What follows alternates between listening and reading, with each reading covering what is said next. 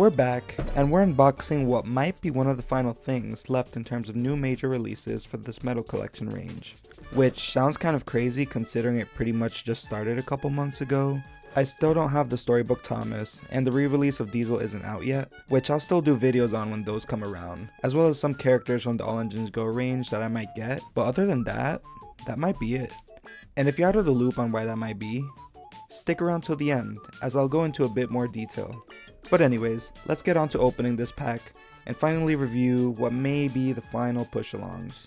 So I'm honestly kind of glad this showed up first before the large engine case assortment showed up, because like that, I felt like I have more of an incentive to buy this. Because like, if I would have seen the James and Henry individual releases first, I would have most likely bought them whenever they were out. And I'll only be buying this for like the Annie and Clarabel and the Thomas, which it doesn't seem as worth it. So I'm kind of glad that I waited for this to come out first. So now I got 1, 2, 3, 4, 5 new engines to add to the collection. Well, these are coaches, but you know what I mean. So now having these out of the packaging, I do see a lot of the issues people have with these, especially these two. So we'll get into that in a bit, but I do want to start off with the Percy, since this is basically identical to the one I already unboxed before. It would have been cool if at least the ones in this pack came with like a different face or something, which I will say, in the prototype pictures, the James did have a different face, which I was kind of looking forward to, because then it kind of meant like I would have 2 different James variants. But unfortunately, now that the pack has released, we can see that it's basically the standard expression, which it's kind of a missed opportunity to release like more variants out there. But yeah,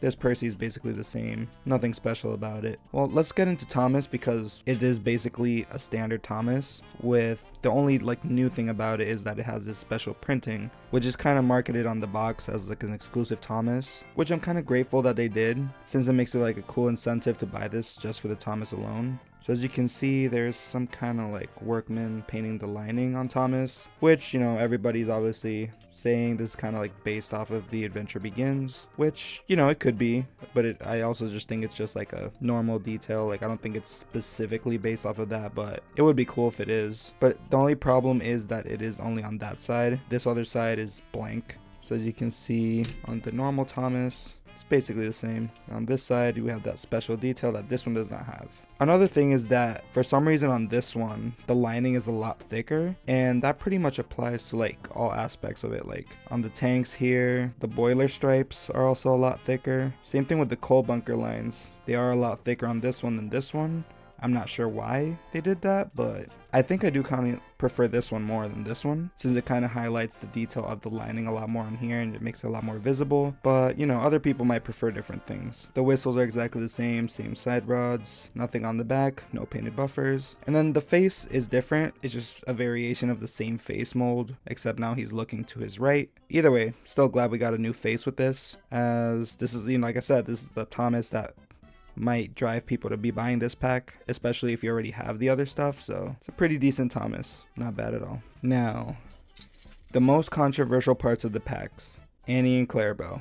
So in case you weren't aware, these Annie and Clarabels are reused molds from their old 2019 Annie and Clarabels, which obviously a lot of people don't like because of the squash proportions. It's not the best look. And like I've mentioned before about these 2019 push-alongs, I really despise this part here, like the chassis. So I kind of do wish they would have gone back and redone these, but I mean, for what they are, they're not the worst. Like I mentioned in the Diesel video, there's a lot worse push-alongs from the original range that I would understand why they wouldn't release them. These are ones that you could kind of get by releasing, and it doesn't look too odd, but I still think they're kind of awkward compared to the new models. Like, we connect it to the Thomas. You can see they're kind of squashed. Like, Thomas has the taller cab, the taller funnel, everything. And the Annie and Clarabel are just kind of like awkwardly low. I don't know, I don't like it that much. Another thing I want to point out is that I kind of wish they would have given these the smaller wheels. Like, I feel like giving them smaller wheels would have benefited in making them look less awkward, because these big wheels, it kind of makes them look like monster trucks in my opinion. I don't know if anybody has had that thought before, but these bigger wheels just don't do it for me, especially on like this type of rolling stock, because they just look so high up to like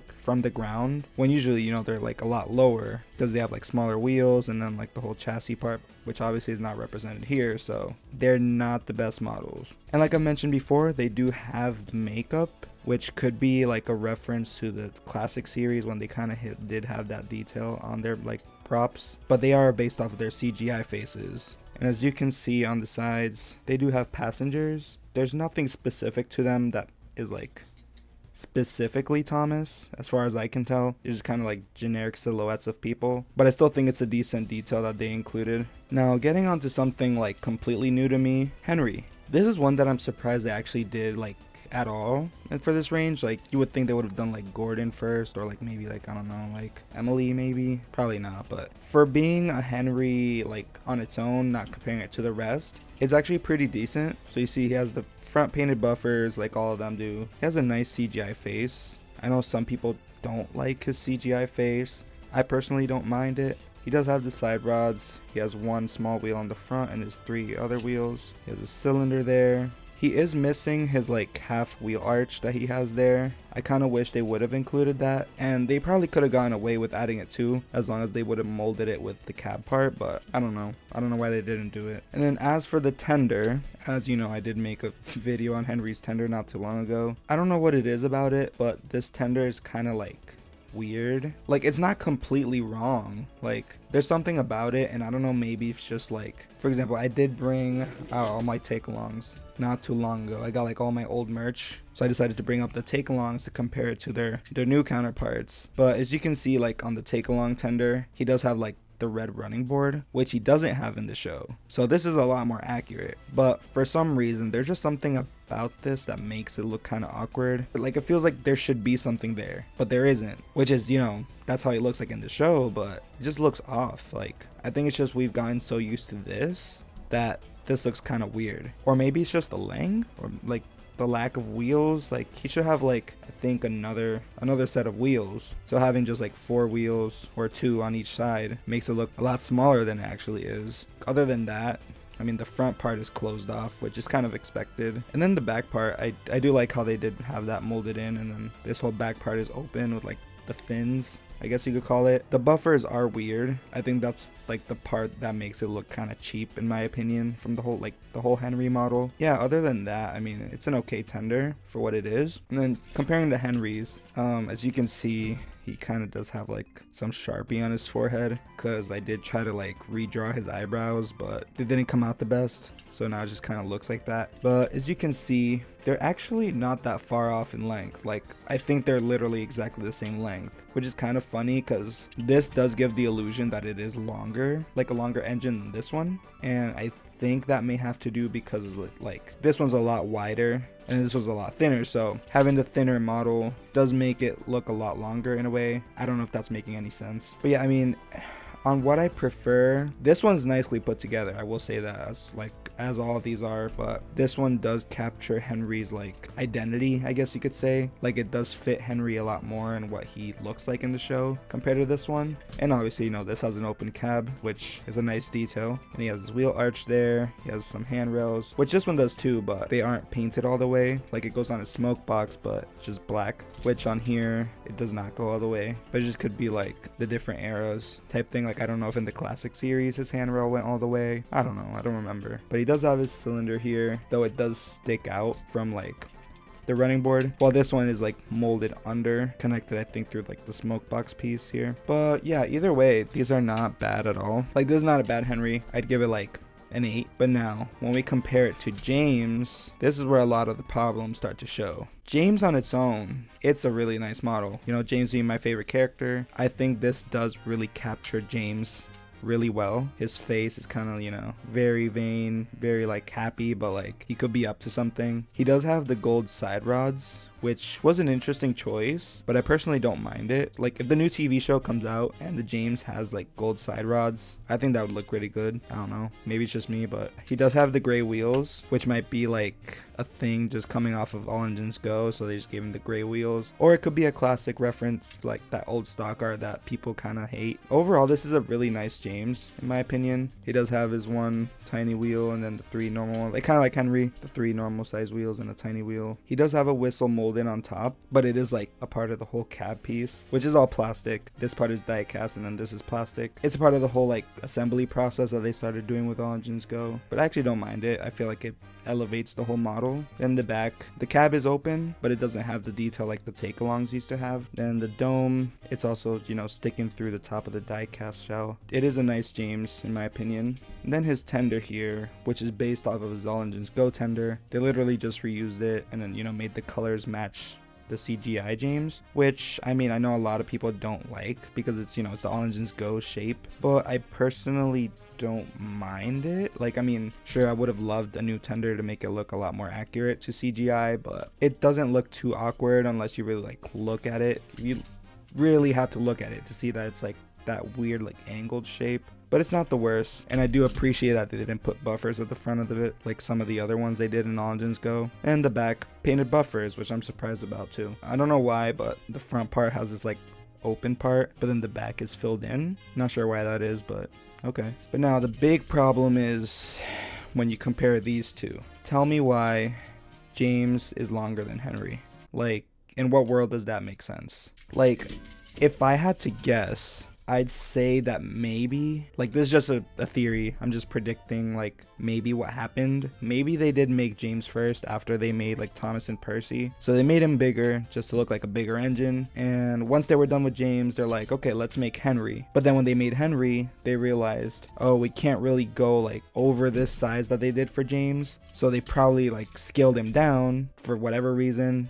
and then they just left James like this, which, I mean, I don't know if that's actually what happened. I could see it being the case, but I kind of do wish, like, you know, these would have been swapped around in length. So like Henry would have been this length and then James would have been this length. It would have made a lot more sense. And another thing too is that James is a lot taller for whatever reason. I know like technically it's accurate to a CGI render, but he should not be towering over Henry. Like, that should not be happening. Now, getting the take along James, you can really see the difference from like the different eras and the manufacturers, because like, damn, like this is a lot heavier obviously, but I don't know, like personally I think I prefer this one. I feel like I'm gonna get killed for that. If this was scaled down, it would be like, I think, the perfect James. Like this one, I do feel like it's kind of squashed. Like this feels like more like a tank engine size. Like if you put it next to the Take and Play Thomas here, they're basically identical. He's like a little bit longer to accommodate like the smaller wheel. I don't know, like I feel like this is like a very squashed James, while this one does capture James a bit better, but it is overscaled. So I feel like we still have yet to receive like the perfect James in terms of scale and like, you know, details and accuracy. They do both have open cabs. Obviously this one is a metal cab, this is a plastic cab, and this one has molded details, which this one does not have. So kind of a missed opportunity, honestly, that they did have an open cab but put nothing in there. They could have done so much with that. Yeah, I mean, you could see the difference. It's like, it's crazy. Getting onto his tender, they are basically the same size. Like I think this one obviously is metal, has a lot more to it. The coal's a lot bigger on this one than this one, but they're pretty much identical in size. And magnets, I forgot to mention that. Oh, and also buffers in the front, which I do not like. Either way, Take Along is a nostalgic range for a lot of people, so it's kind of perfect in its own way just because of that.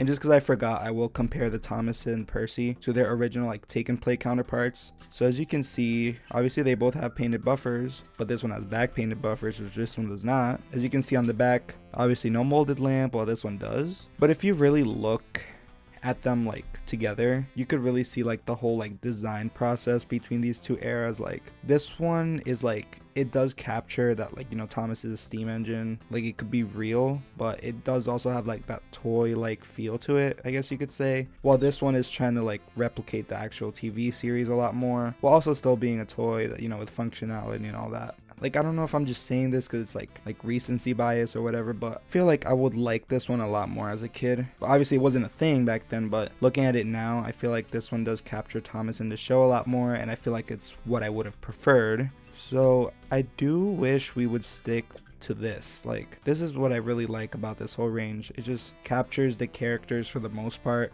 accurate to their TV series models. And I know it's not everyone's cup of tea, but I do really like these. Then now getting on to Percy. These are kind of similar in size as well. This one is a lot wider because you would think the Trackmaster push along one would be a lot wider considering it has fit on the Trackmaster track, but yeah.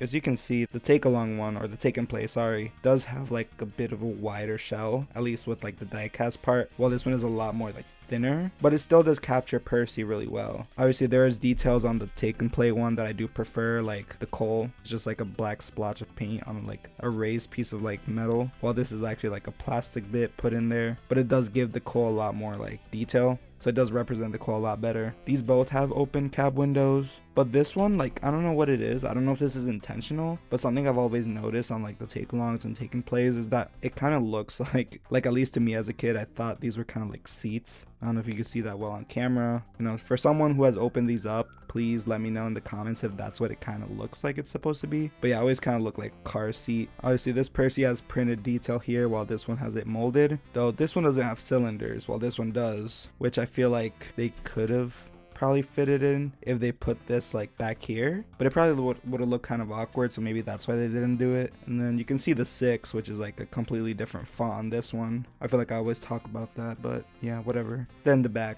you can see how bad that is. I'm so sorry, Percy. But yeah, you can see that they just left this green here on the push along, while this one they actually put the effort to paint it black. And yeah, the faces, obviously this is more of like a classic series Percy face, while this is obviously like more CGI based, but even this doesn't look like CGI Percy, so I don't know wherever this came from, but they are still pretty good Percy faces in my opinion. It just kind of depends on what you prefer. If I were to say what Percy I prefer, I think I would give the point to this one. I feel like the shape of Percy is a lot better on here, especially with like the boiler, like the way that it's shaped, like it's kind of like an oval like on its side. Probably sounds really stupid, but I feel like this does capture Percy's shape a lot better, while this one is a bit longer. This one's a bit more squashed, but I feel like this does feel like Percy a lot more than this one. If this would have had side rods, it could have been like the perfect Percy, but we don't have that, so people who make customs, you know what to do. And just because I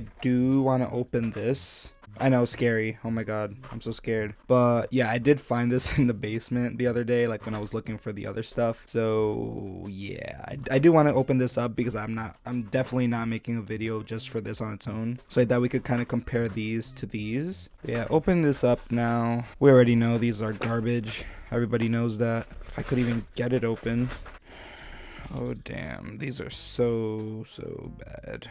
But yeah, starting off with Thomas, we already know. You can see how tiny those buffers are, like it's so ridiculous, like how they even got away with selling this in the first place. You could tell how cheap they are. I mean, I do think the printing is a little bit better on here for whatever reason. Like this one looks kind of fuzzy. I feel like I'm always talking about that too. I pointed it out in like the Muddy Percy unboxing, but the way Mattel prints these like graphics on the side, they always come out like that, like very grainy and very like crusty, but that's nothing new. I mean, maybe if I compare it to the normal one, yeah, that's a lot better. Comparing it to the normal one, you could see the night and day difference. Like damn, everything is so squashed on here. Look at the front, like very tiny buffers, no painted buffers. The cab is like basically non-existent. Then the back has no lamp, this one does. Wait, I just noticed that like the back buffers are a lot bigger than the front ones. That's so weird. This is just a very bad model. Like if this is what still was being released right now, I would definitely not be collecting none of this stuff, but thankfully this is what we have for right now. Now getting on to James. Oh hell, this is a lot worse. Like, I mean, the face is a kind of okay. It does kind of look like James, even though I think this one does portray James's character a lot better. And then the buffers on this one are a lot like, you know, more normal compared to the Thomas. Is like little pebble buffers, I guess. Then when you get to the side, that's when all of his problems start to show. You can see like how far apart his wheels are, which was like a standard for all these push alongs, which just looks very bad. They didn't really have like any difference in like the wheel sizes either, so everything just kind of looks the same. Everything looks like monster trucks. It just looks really bad. Like if you look at his tender, that looks horrendous. Like why does he have massive wheels? Like this looks a lot more normal. And this is what I kind of meant with like the Annie and Clarabel. It does have like the James tender look where it just looks oversized. Like if they would have given them smaller wheels and brought the chassis down lower, it would have looked a lot better, I think. But as you can see, the tender is like, I mean, this is plastic too, but this feels a lot cheaper.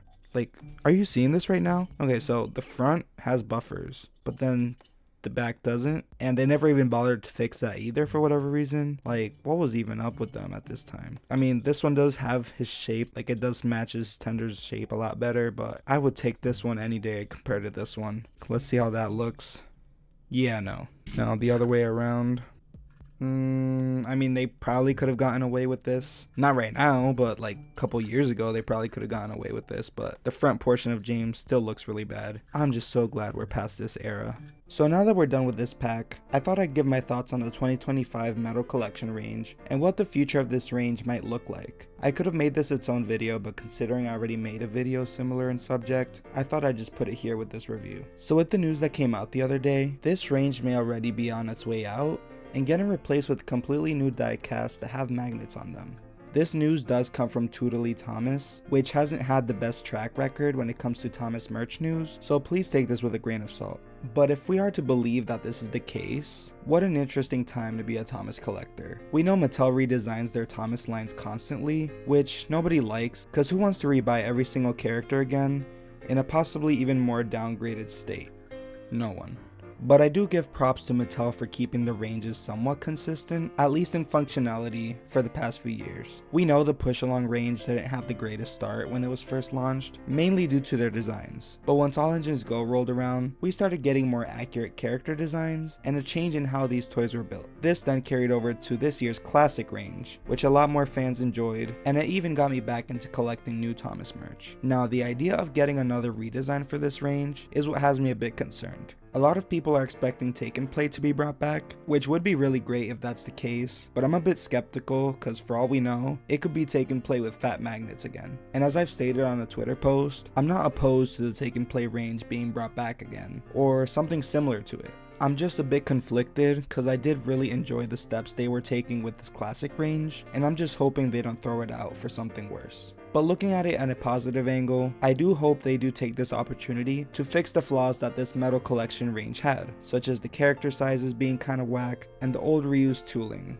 And I'm really hoping they basically make the ultimate diecast range for kids and Thomas fans. Cause honestly, I really enjoy these new diecasts despite their flaws, and what really lured me in was their collectability and being something nice you can put on your shelf. But anyways, enough rambling. I will see you guys soon. I will have another video out in like maybe a week or two. Hopefully you guys are looking forward to that. I did leave a hint on what it could be on the last post I did. So if you haven't checked that out, go check it out. Put your guesses in the comments. And yeah, I'll see you guys next time.